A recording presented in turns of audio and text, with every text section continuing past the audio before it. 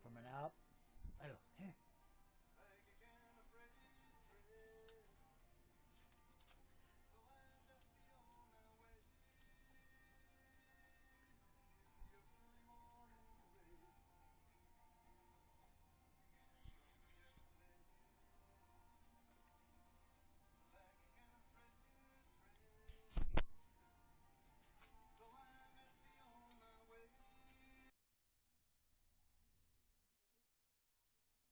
I don't have any more treats here, guys, unfortunately. See? Treat container is empty.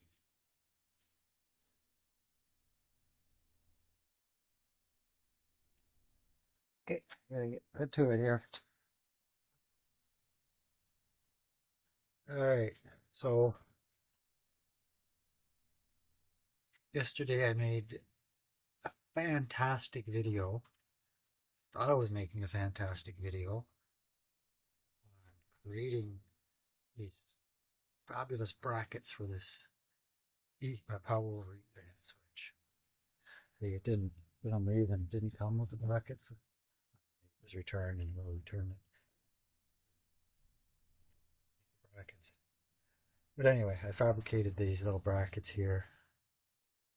The videos actually wasn't probably that great anyway. I probably would have cut out most of it. It's just a piece of aluminum there. It was already bent at 45. It's just drilled the holes in the proper place. Anyway, that being said, let's move on. So what we want to do here is this is a 6-port switch. And over here I've got a 4-port switch. And I anticipate sometime in the future putting some additional cameras in this area. You know, if I get some more equipment and clean this up and whatnot.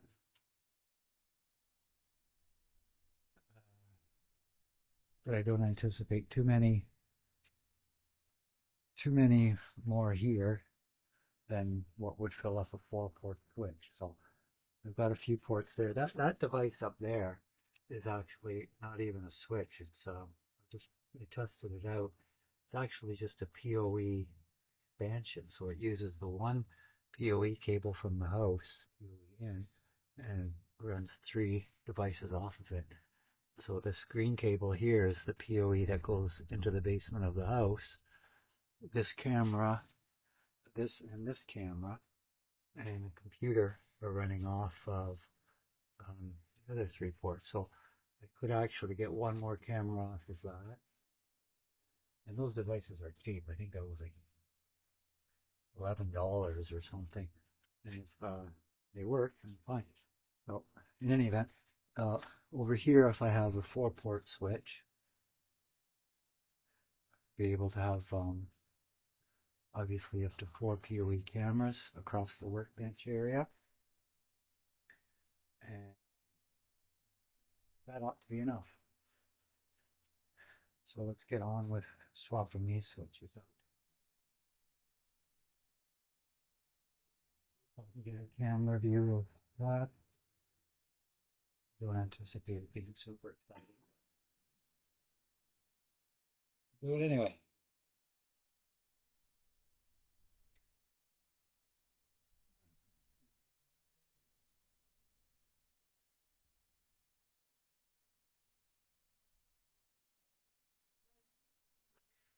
So that I run this cable, I'm run along that 2x4.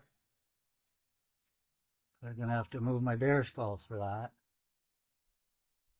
And wood cutting kit, which I'll have to, I should take down anyway, because I made a wood lathe, and it was right here, but I wasn't using it. So I have it in storage right now. I never took down the cutting kit. Well, it's been all moving that stuff around.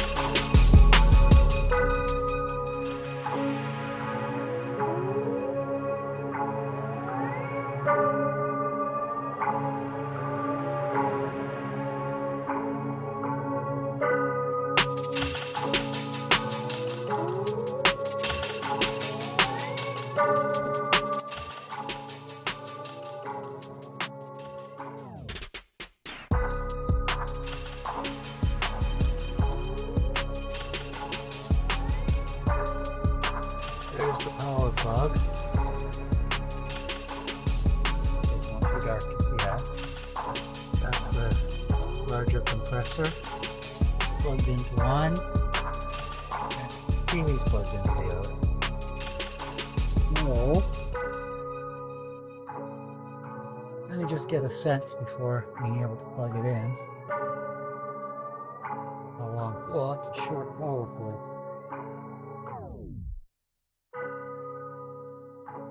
I'm gonna need to find a longer power cord first of all.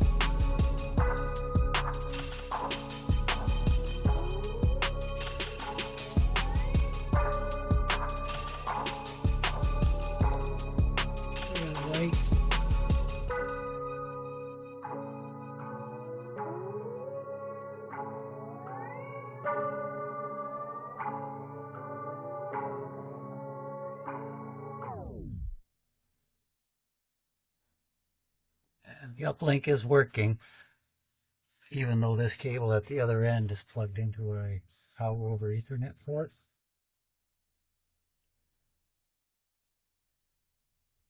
And it will continue to work because it's still Ethernet.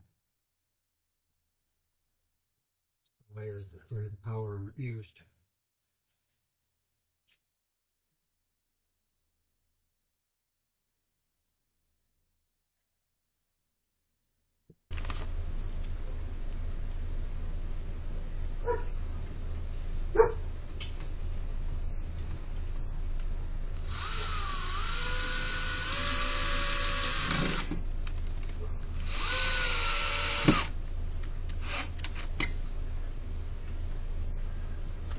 There we go.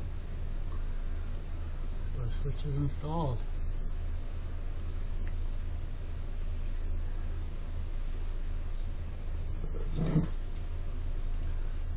So what I'm going to do now is unplug this, and then I'm going to go in the house and change the other end of that cable. I unplugged it so that the light goes out on the switch in the house. I don't know which cable it is.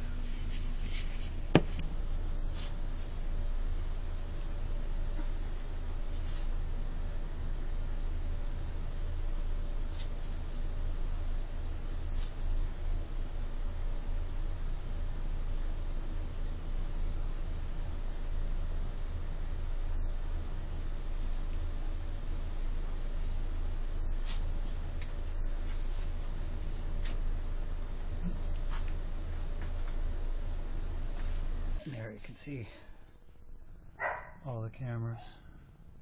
That one's still offline because I need to make a cable to go from that camera to the overhead switch. So it's this light should go on. There we go. See if we can identify which cable that is. It is this one because there's no light there. So that I want to change, instead of plugging into this PoE switch, I'm going to change it to this one here, which is not PoE.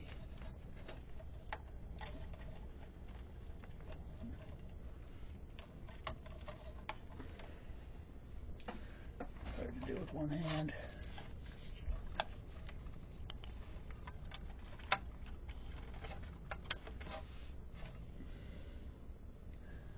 Okay, no light will come on, of course, because it's not plugged in on the other end. So let's go. Instantaneous. Job done. Now I've got 4 ports right there, power over Ethernet to run the cameras, and I don't have to mess around so much with these really SIM cards and all that stuff. I'm sure there will still be circumstances where using a portable camera like these is